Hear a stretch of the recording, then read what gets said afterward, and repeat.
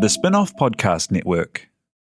Are you making the most of your KiwiSaver investment? Generate is an award-winning KiwiSaver provider with a track record of strong long-term performance. Making a smart decision now could add tens of thousands of dollars by the time you reach retirement. Book a no-obligation chat with a Generate KiwiSaver advisor today at generatekiwisaver.co.nz/get-advice. A copy of the product disclosure statement is available at generatekiwisaver.co.nz. The issuer of the scheme is Generate Investment Management Limited, and of course, past performance does not guarantee future returns. I'm Toby Manhire, and this is Juggernaut, the story of the Fourth Labour Government, a podcast in 6 parts. Doesn't give my opponents much time to run up to an election, does it? This nation is at risk. What do you think you're up to now, you perverted little liar? I could smell the uranium on it as you lean towards it. Most radical overhaul in the history of New Zealand's administration. Juggernaut, the story of the Fourth Labour Government, made with the support of New Zealand On Air. Listen now on the Spin-off or wherever you get your podcasts. I was in Fiji last week. That was nice. Were you? Oh, that's so cool. Did you take your kids with you? Yes. Oh my God, what is wrong with people? Why do people We take don't their have, kids on like holiday? you, a range of available people to dump them with. Bro, I don't have I've literally just got my mum and my ex-husband that I can dump my kids on, but... I called both of them and neither was willing to take my children. Really? Oh my God, that's so unlike my mum.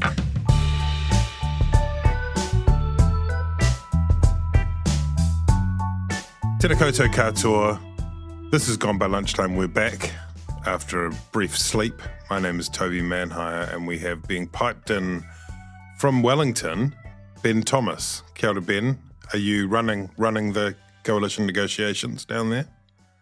Well, no, I came here to avoid politics, but I thought the negotiations had moved to Auckland, but then suddenly I saw footage of Winston Peters sweeping imperially through Wellington Airport, bystanders being knocked over by the frenzy, the kind of Beatlemania, like wildness, the insanity that was attendant on his arrival. Apparently Christopher Luxon's back down here as well. Oh, really?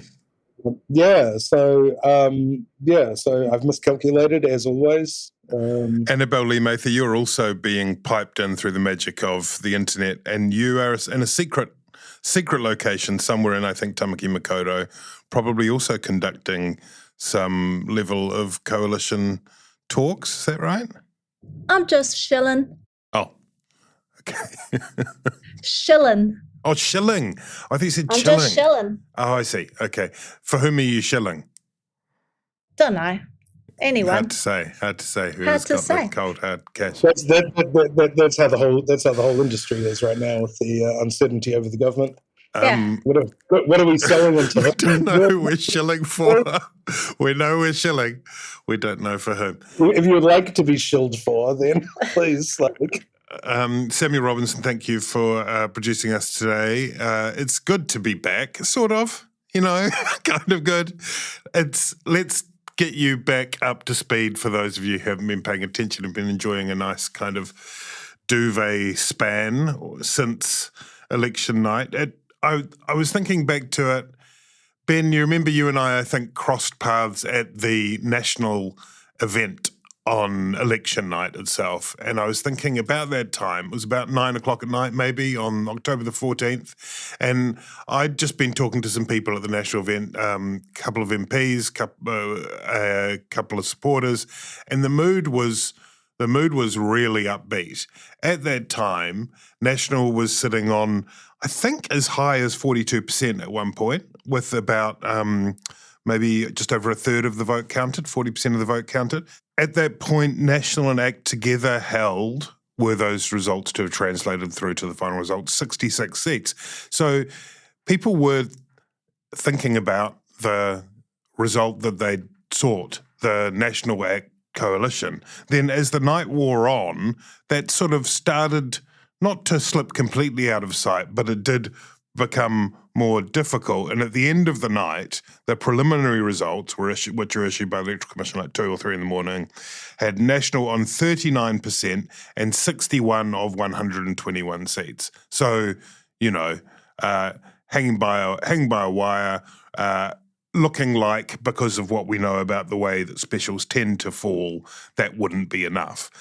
And then in the last few days, after the wait we had for the special votes, which depending on your point of view is either kind of infuriating and gravely anti-democratic, or if you prefer, it was glorious and serene and very welcome and maybe we should make it longer, then we got that last chunk of votes, 20% of votes, slightly more than 20% of votes, maybe 21% of votes, and National lost percentage points, lost a couple of seats. Te Pāti Māori picked up a couple of seats. We'll come back to that in a minute. And the Greens gained a seat. Very quickly, we had releases come out from Te Pāti Māori, ACT and Greens all saying, our best results ever, hooray. What it did do, Ben, is confirm the scenario that National had been talking about in the final days of the campaign, if you recall, that we may need New Zealand first, and that would be our worst case scenario. There was even talk about how it might drive us back to the polls. That's the reality that we were landed with. The blue tsunami, it wasn't. It was a blue wave, but not like a particularly huge wave. What's your helicopter view of that, Ben, when you see those special results come in? Is this what everyone has been expecting anyway? Everyone's been behaving pretty diplomatically, notwithstanding little soap opera elements like David Seymour calling and texting Winston Peters. The first line of the draft coalition agreement will be, it shall be acknowledged that the statesman Peters did ghost the cuck Seymour. You know, that sort of detail was in there. But otherwise, this is kind of what you were expecting? I think results-wise, again, it's probably what if you took a dispassionate sort of view on election night, you would have been expecting. I actually think that the sort of elation from that kind of probably peaked around the time that we sort of crossed paths on election night, that elation didn't it didn't kind of subside in the way that it should have as the results, if it was to reflect the results. So I think that, later on in the night, people were still very much kind of acting as if, this was a resounding victory. This was a crushing win. It was because Chris Hipkins sort of early on sort of dipped out, said, I'm conceding the election.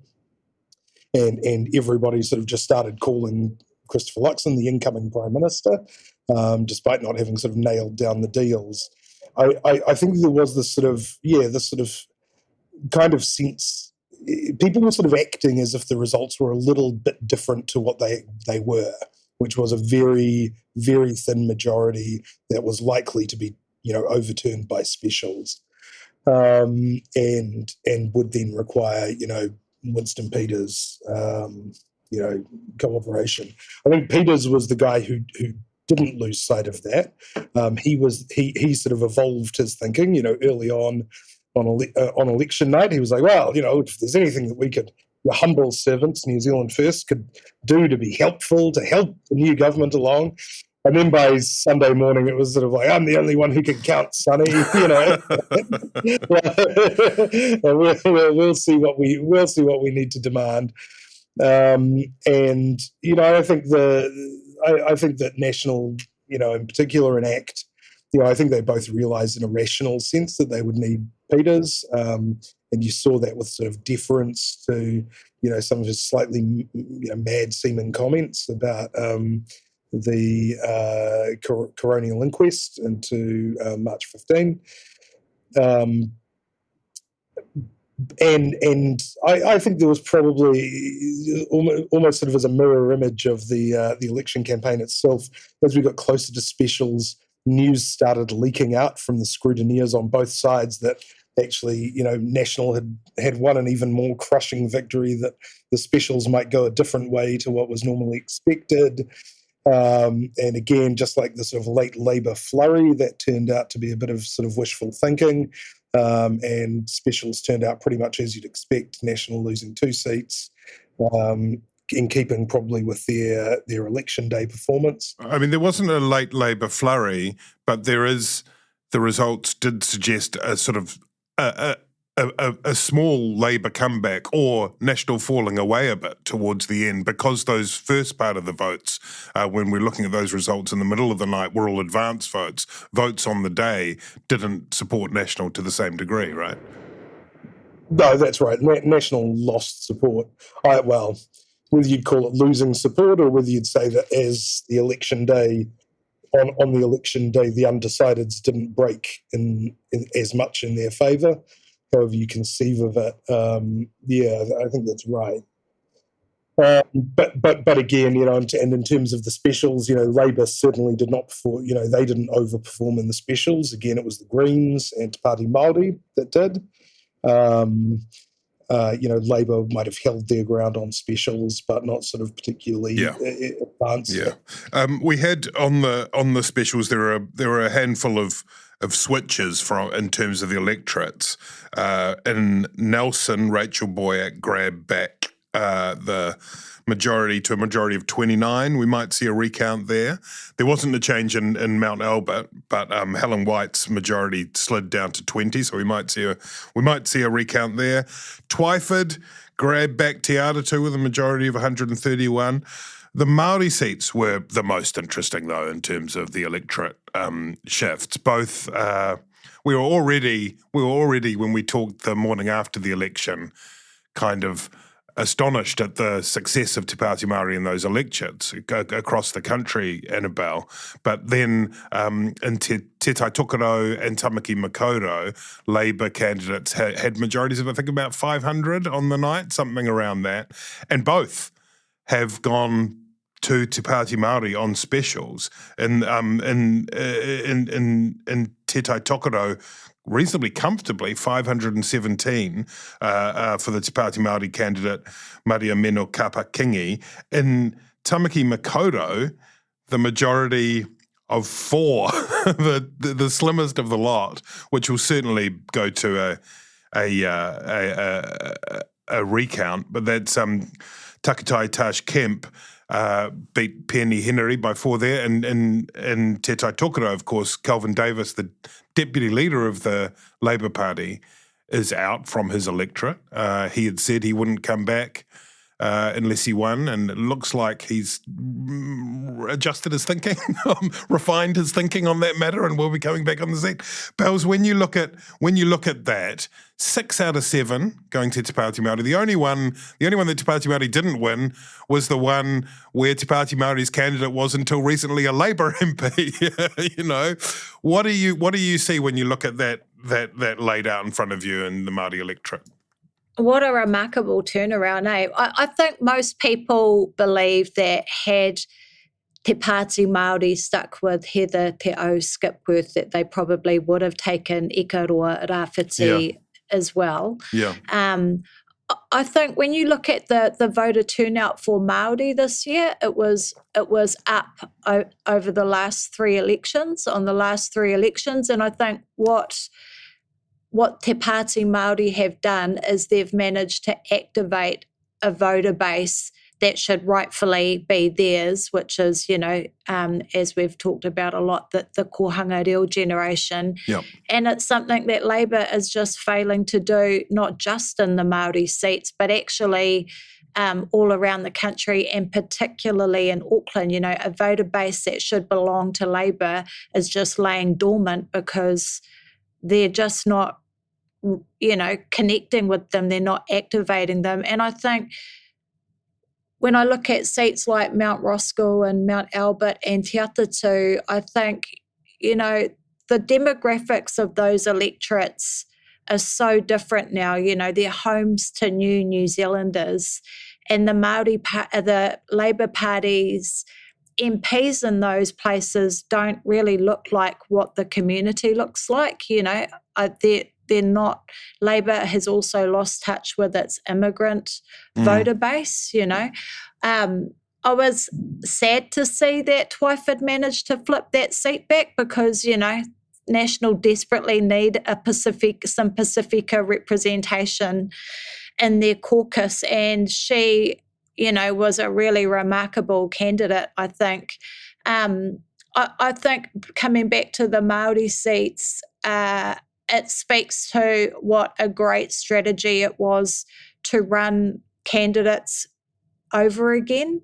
Tākuta Ferris stood last time, so did Maria Mino. And I think, when you have candidates who are able to start to build up a rapport with the electorate, to grow their profile and play in outside of the communities that they live in, where they've already had some practice with journalists and dealing with the media and doing debates, it's powerful. But also, the seed is sown in the minds of voters that, oh, hang on, that person stood last time.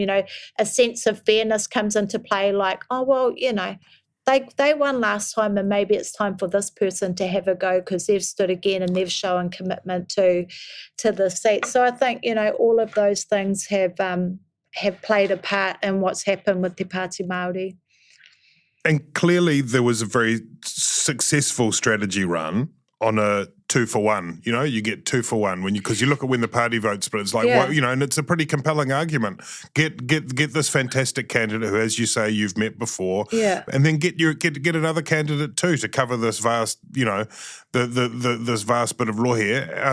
The only one where that doesn't apply is Hauraki Waikato, right? So where Nanaia had expressly said, I'm going to run for electorate only. I'm not on the list.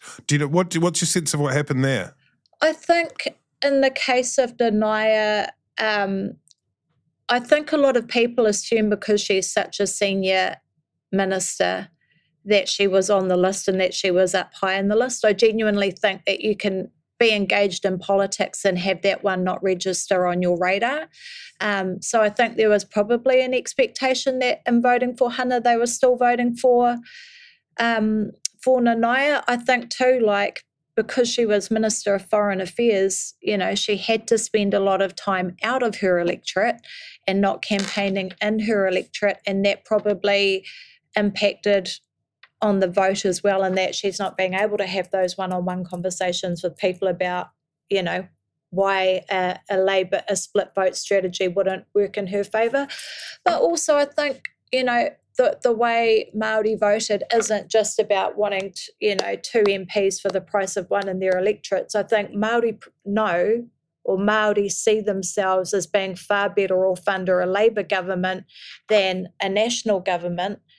But they want a Labour government, but they want to be represented by Te Pāti Māori within a Labour left-wing government. And I think that's why we see the strong Labour Party vote and the Te Pāti Māori electorate vote.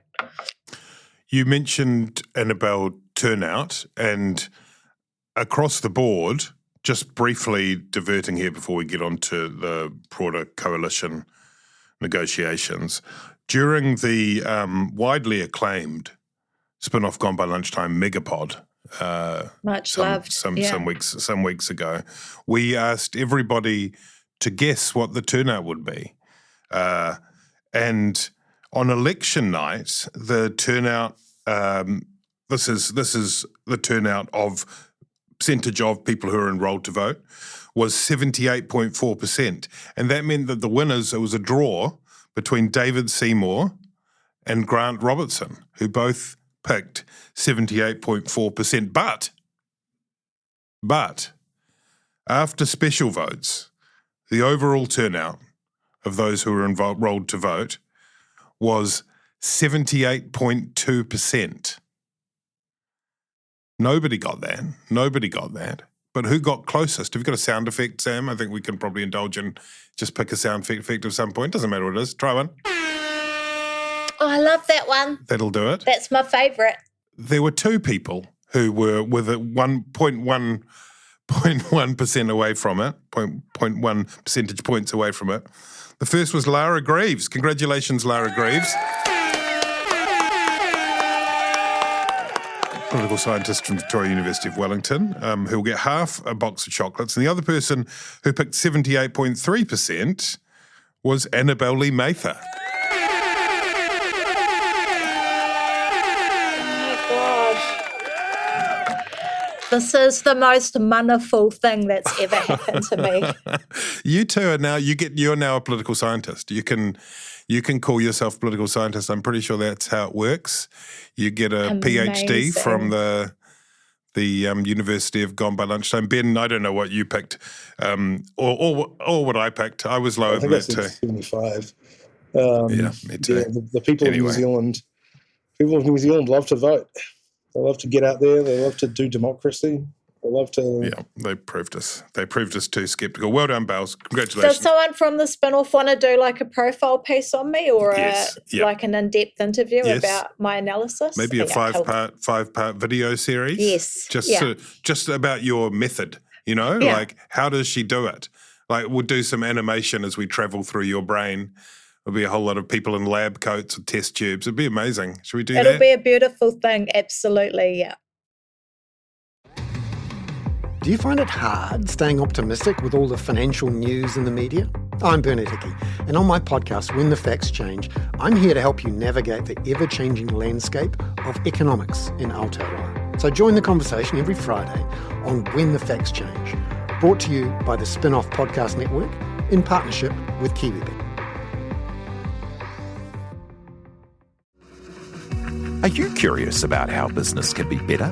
I'm Simon Pound, and I host Business is Boring, a podcast where I kōrero with some of the most interesting people in entrepreneurship, commerce, and making things happen. Tune in to Business is Boring every Tuesday, brought to you by the Spin-Off Podcast Network in partnership with Spark Business Lab. So, negotiations, you're in the heart of it there, Ben. You're walking around the streets of Wellington, peering through frosted windows, trying to see if there's anybody deep in discussions. It's been reasonably well behaved so far. You mentioned that Paul. I don't think it's not actually frosted windows. I think I was talking to an official the other day who just walked past me on the street, who said that. What do you mean by an official? Can you be more specific than official? Public service worker. Who said that New Zealand First were known to be sort of in or around their building, and one of the ground floor rooms facing out onto the terrace. It wasn't frosted, but the windows had been covered over, sort of like slits. Oh, so it could be that. I assume they're there. I don't know. So sort of people hanging their double-breasted suits over rails in the windows to keep their privacy. What's it going to be? I mean, Seymour had said before quite clearly, he told this podcast, I am not sitting around a cabinet table with that clown, by which he meant Winston Peters. And now he seems to be saying that actually he will, I think he said he would share a cabinet table, but not a literal seat. He will not sit on Matua Winston's lap, which is a sorry thing, because I'd like to see that in the traditional first cabinet photo of the Parliament. Where you see about a week of negotiations, it'll be like, okay, I'll share a seat, but he's sitting in my lap, not the other way around. That's right. Is that when you peer instead through the makeshift curtained lobbies of Wellington, Ben? Do you think that we are looking at? Do you think that the likelihood is that people are thinking about a three-way fist bump, a full coalition of three parties? I think that's sort of how it has to work. Either that, or it's the New Zealand First have come up with these sort of constitutional innovations in the past. For instance, they were the first to be a support party outside government, and to have ministers outside government, and which seems like a logical non sequitur, but they can badge it however they want. And look, I would imagine that they will need at least a couple of ministers in cabinet each. The difference with having the ministers in cabinet is that it, to some degree, limits your ability to criticise the government, doesn't it? And that the being outside cabinet enables you not to be bound by collective responsibility and stuff. Yeah, and there is Peters has certainly sort of suggested that or by all of his indications, he seems to be probably thinking that acquiescence with the previous government or over-identification has always been what sort of brought him down, and that even though he was a very effective handbrake on a lot of things that Labour wanted to do in its first term when he was last in government, maybe he didn't get enough credit for those things because it all happened behind doors, at closed doors in cabinet. And look, maybe he would like to sit nominally outside and sort of talk about how Jacinda Ardern needs to be imprisoned or something, or put on trial or whatever. Are you referring to particularly those tweets in relation to... What did you make of that, Annabelle? That sort of... I've been away for a few days, so I don't know how much coverage that got, but it appeared to be a dog whistle, or call it what you will, to a particular group of his supporters who have a particular view of Jacinda Ardern and who have some conspiracy or conspiracy-adjacent thoughts and feelings. Do you think that was he just had missed the fact of the manifesto and the information having been sent to PMO in those minutes before the March 15 attacks? Or do you think he was doing something tactical and or strategic? Well, I think probably a mix of both. I think he wants to be seen as rewarding or throwing a tidbit to his newfound caucus support base. And, they love conspiracy theories around March 15 and all of that stuff. And then I think too, he probably genuinely forgot that actually all of that stuff around the phone call to the email to the PM's office had already been made public, literally the next day. So I think it was I think he wanted to mihi to his fan base. I think he buggered up how to do it, and then instead of graciously stepping down, he decided to not just double down, but to actually triple down. Yeah, and to change his reason for making the statement. I think twice he did over successive. I mean, it's not the first time he's done it. Do you remember the Harry Tam That's right. tweet as well? But at least with Harry Tam, he actually ended up backing down. This time he didn't. Well, I think there were legal threats involved in that one, weren't there? I mean, as a reminder, part of me thought, hang on a minute, you do realise that the polls are closed. You're not going to get any more votes by, waving that particular flag. But also it's a reminder, and we hadn't had specials at that point, is a reminder to Christopher Luxon of what you're dealing with. I mean, he's a powder keg of a human being, right? But then I think, and maybe it's all sort of a fraud exercise and a waste of time trying to get inside Winston Peters' mind. But, every time he's gone into government in the past, his party has registered less than 5% at the next election. And he's always looking for ways to change that.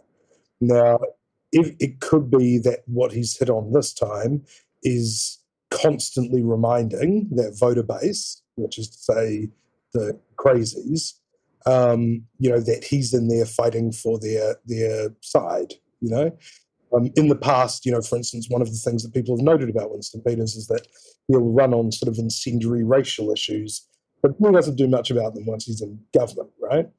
And it could be that he's identified that as a weakness, that he's got to, as Chris Trotter would say, dance with the one that what brought him, and keep signalling to that voter base that he's out there, off the reservation with them, pursuing their interests. Or it might have just been a bit of a brain fade about what he remembered about that day. And maybe it's fruitless sort of trying to figure it out right now, and we'll establish what it was, if a pattern emerges. I think Ben's right. But I think what it is he has no intention on following through on a Royal Commission of Inquiry into vax injuries and compensation for vax injuries. But, he wants to keep that base on side. And so, these sort of symbolic tweets about their areas of interest is a way to keep them on board and engaged with him, while he quietly lets things like vax injury compensation fall aside in the coalition negotiations. So Christopher Luxon, meanwhile, who has approached this, at least in part, as if he's leading a mergers and acquisitions process of some kind, and he was quoted by the Post in what was, some terrifically TED Talk type language. He said, we need to elevate up and say, well, what are the big rocks and the additive things that actually the other parties are bringing to our agenda? What are the things we've got variance in, and discuss and work our way through? So that's the big rocks, the additive things, and the things we've got variance in. I mean, that's what it's all about, right? What are the big rocks? I'm just waiting for him to change the name of Waitangi claims to customer complaints. The coalition agreement is going to have a definitive statement on whether Winston Peters or David Seymour had the bigger rocks in the negotiation. I'm still Winnie from the block. What are the big rocks? Are they like rocks that the ship could hit and sink on? Is that what the rocks are? Or are they like engagement rings? I thought it was like Fraggle Rock. Like asterisk. Like, what are the big rocks that they're carrying to put somewhere? Oh, right, like menhirs. Yeah. They could be all of those things. Or they could be like if you cobble together all your rocks, you build an island, and before you know you've got a continent. Well, let's instead though ask the question: what are the big differences? What are the areas where there are the biggest divergence of view, Ben? Well, ultimately, the biggest divergence, probably isn't in the the immediate sort of coalition agreement sort of stuff, first 100 days, where there's actually a lot of agreement between the parties. The big the tonal variances are that ACT wants to come in and slash the size of the state and deregulate the private sector. New Zealand First want to either increase or keep the size of the state about the same. Their method of sort of intervention in markets is either subsidies, as we saw with the Provincial Growth Fund, or it's regulation and national sort of, and sometimes they've promised nationalisation. Now that isn't on the cards this time, but it's really using the state's own levers as opposed to ACT, which wants the state and regulation to get out of the way. And one particular area where that's sort of on point is that we've heard that New Zealand First and Shane Jones have been are quite keen on getting the commerce portfolio. In their manifesto, they promised that they would crack down on, I think, banks and supermarkets and petrol, maybe. And then on the other hand, I think, ACT have said, one of the first things that the Minister for Deregulation or Regulatory Reform will look at is the finance sector and see if it's over-regulated. So they really are, they're pulling in two very, very different directions. Now, if it was a purely mathematical exercise, about vectors and forces, you'd say that you would leave the centrist National Party totally static in place, and you would have a very centrist government. But of course, that's not how it works, because both of those parties need wins. And so you might end up with some pretty contradictory tendencies. But so, for example, in the case of the banks, the supermarkets, the energy companies or whatever, a bauble for any one of the parties would be in the form of like a sheriff's badge, just to be, we're walking around and being tough, and they sort of need a certain number of those each, right?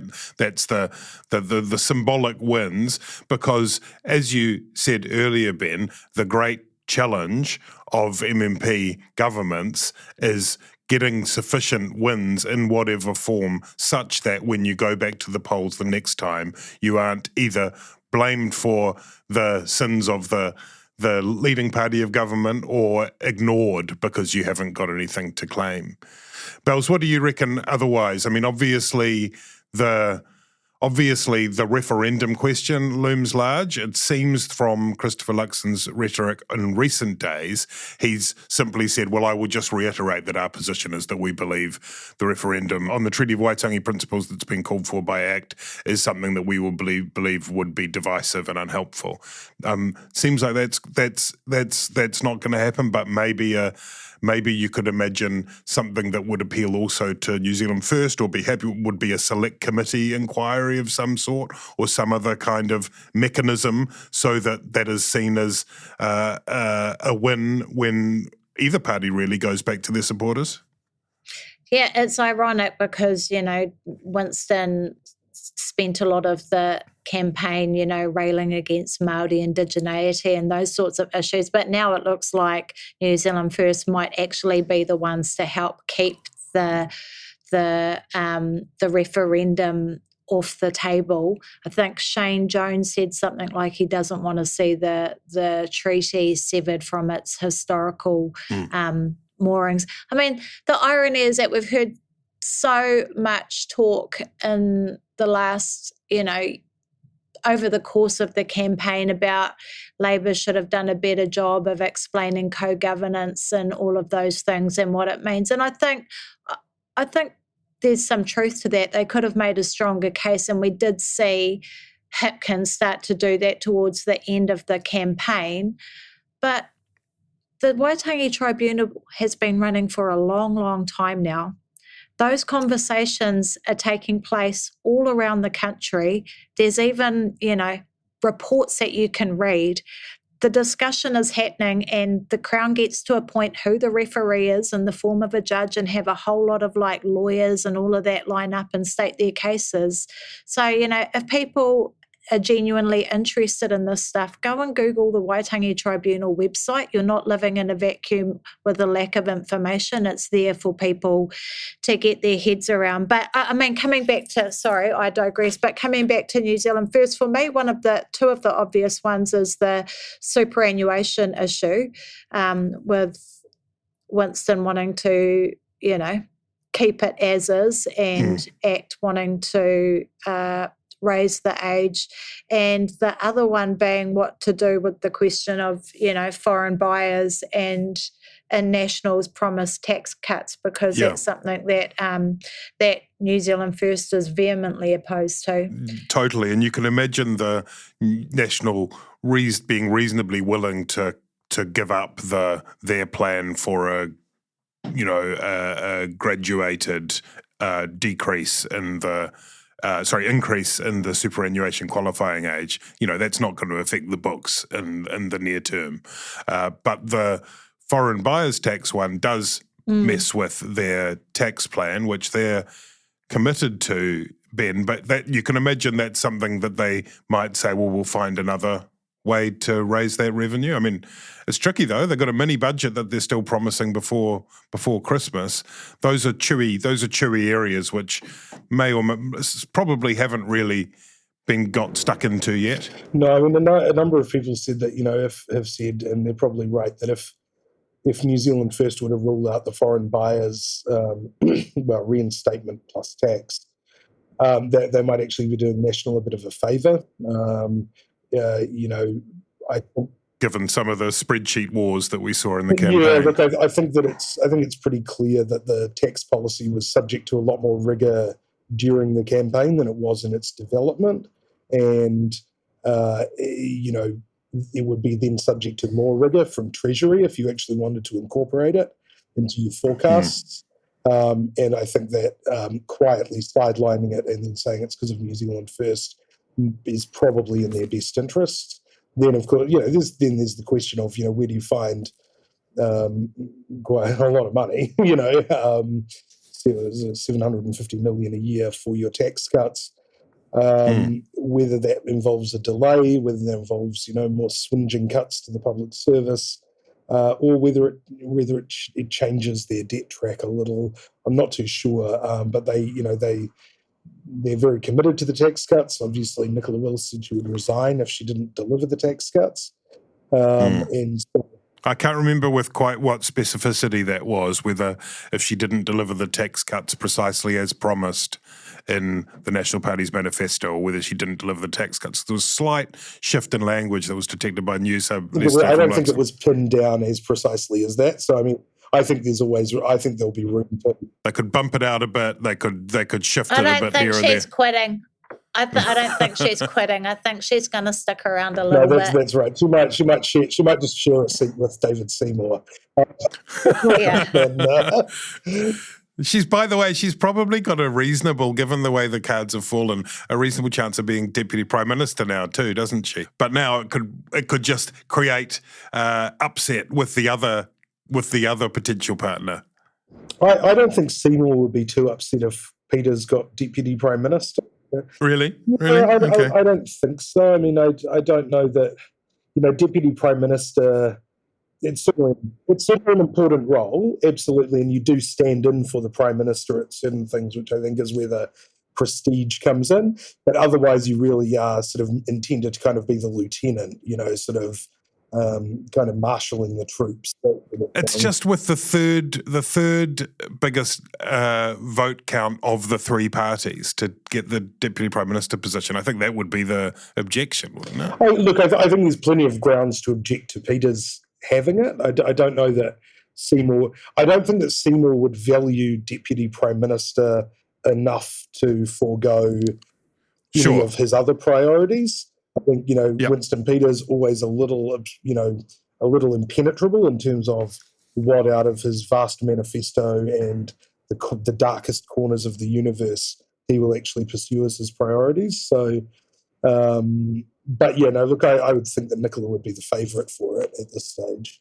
What do we think in terms of the way that the coalition agreements are drafted?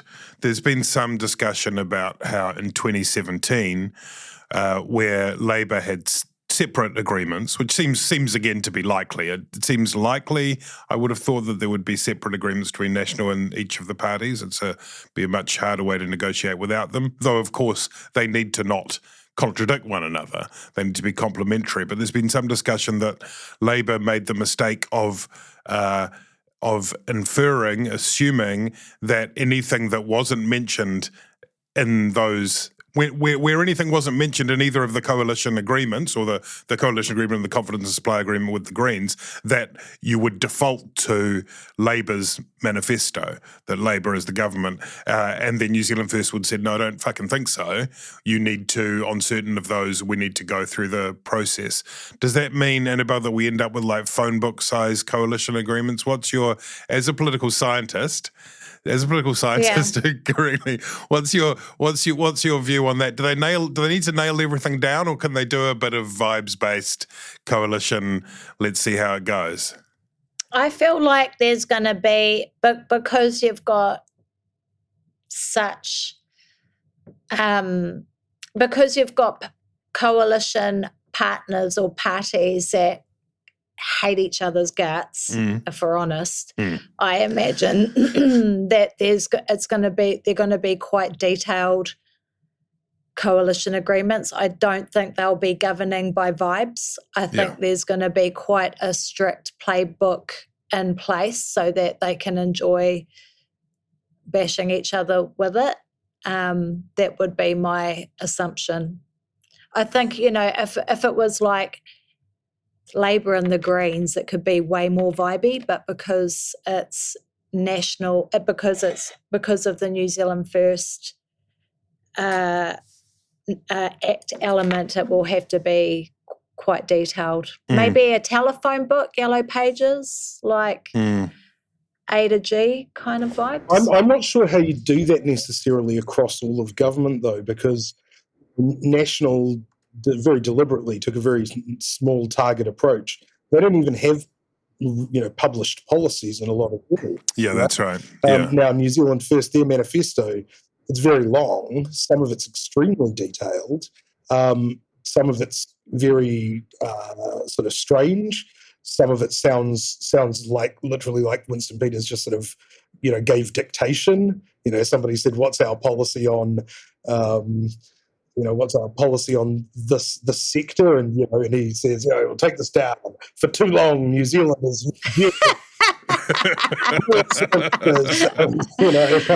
And ACT have very, very detailed policy in particular areas. But I don't think it will be possible to do that kind of roadmap, because I don't think, for instance, if you look at the RMA, I think that, all three of them have sort of ideas about what they want. New Zealand First want to return to the Town and Country Planning Act. ACT want sort of tradable rights and everything. And, National want sort of, indeterminate, sort of more streamlined, development-friendly legislation. So I actually don't know that the parties themselves know enough about their future plans to be able to create a detailed roadmap. But Christopher Luxon is very much a process guy. He likes setting up the processes for people to work within teams, as he says. And so it might be that it's detailed in terms of a protocol. Yes, yes. T's and C's, lots and lots of T's and C's. Big rocks. Not a lot of strategy, but lots of T's and C's. I don't think it's possible otherwise. I think early on that will be the easiest part for them, where they can whack in some anti-gang legislation, all three of them at the podium, or maybe wearing matching blazers of some sort. Does that not qualify? Does the matching blazers qualify as gang insignia, though? Will they be arrested immediately on site? Gang crackdown. We're already hearing, the referendum, I think, is off the table for ACT, but, you're already hearing signs. Christopher Luxon, talking about the Marine and Coastal Area Act last Friday, and talking about, making some fair comments. I think that the judiciary have really kind of pushed the boat out beyond the 12-mile limit in terms of their interpretation of the Act. Whether that makes it wise to legislate over the top of is not something that I've sort of turned my mind to particularly. But there are certainly things like that, and maybe the court's application of tikanga far outside the boundaries of where you would normally think it would apply, like the Ellis case. Those might be things that ACT would the parties could sort of could work on, that might sort of scratch the itch of their sort of some of their collective tendencies during the campaign that National could live with. That's the other thing. My former colleague James Christmas didn't make it in on the specials. I think Christopher Luxon said during the campaign that he was slated to be the Attorney General and Treaty Minister in a national government. Not obvious to me who would be the Treaty Minister out of the current National Caucus. And so, there is a chance, somebody like Shane Jones. Shane Jones. Goes in there and wouldn't that be something? You say, time to sort out your cuzzies, but this time it's not with regional growth funds, it's settling Ngāpuhi. Oh my God! Easy peasy. Get them off the couch and signing a deed of settlement. Okay. Well, I think we've solved that, so we should probably leave it there. I mean, the one thing, I guess, that while it's quite fun to talk about the Christopher Luxon leading theatre sports sessions to try and have everyone get along in those intervening weeks, it is absolutely critical, right? Like, there are going to be occasions, whether they're in areas of policy that aren't nailed down in the agreements, or where there are just events that come along where they have to have those relationships. And that Seymour Peters thing, again, while it's something that is easy to make light of and kind of marvel at the antagonistic, belligerent exchanges between the two in the past, if it comes to something that could bring Chris Bishop's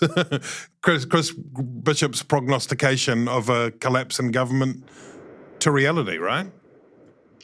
Well, look, there were certainly indications, I think, in early 2020, that New Zealand First was sort of looking to, use a left-wing terminology, being an accelerationist in terms of a breakdown in the government prior to COVID. He certainly was acting out when his polling was sort of, on the decline heading into election year. Yeah. So, look, this will, any a stool. What is it? A stool is a more stable structure than either a chair or a sort of, But a three-legged sort of governing party is it's more unstable than two, and it will require strong management from everyone involved. Okay, we're good. We're done. We'll be back again in maybe fortnight. Things will happen, and we will discuss them. When are you predicting it will be done by, Ben, to win 2 of Annabelle's? Friday. This Friday. Annabelle? I would say maybe another fortnight. I think, what's today? Tuesday. I think next Thursday, 9 days from now. Nice. And if either of us gets that right, Annabelle, you have to forfeit some of your chocolate fish, which will be forthcoming. No. I'm doing a treaty claim for my chocolate fish. Thank you, everyone. Ka kite.